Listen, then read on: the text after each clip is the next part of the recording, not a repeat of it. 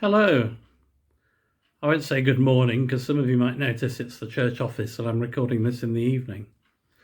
Today's verse from Proverbs. Proverbs really fascinates me because sometimes the sayings do exactly what they say on the tin. Sometimes you need to go a bit deeper to think about them. And I think it's the second category today.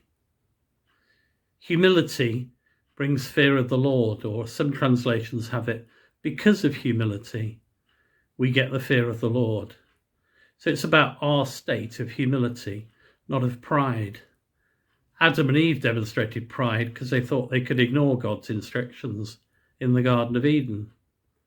And there are plenty of examples outside the Christian world. Somebody like Icarus, I'm sure you heard his story in school, who with his dad put on feathers together with wax because he wanted to fly high and close to the sun. And sure enough, the wax melted and it went wrong. What is humility?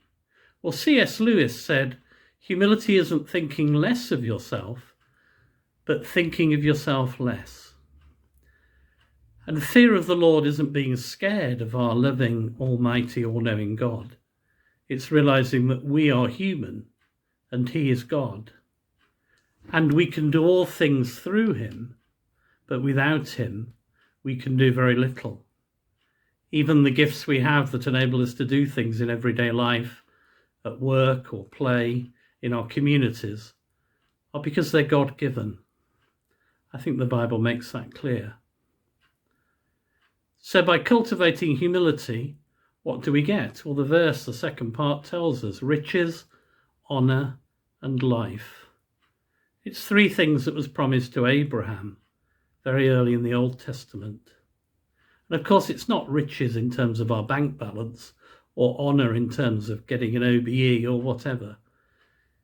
It's about an eternal thing, a spiritual thing, spiritual riches, being honoured by God because we honour him, and life in all its fullness, as in John 10:10, and life for eternity. So my prayer for us today is cultivate humility in the right spirit, and let the Lord guide and teach us. Amen.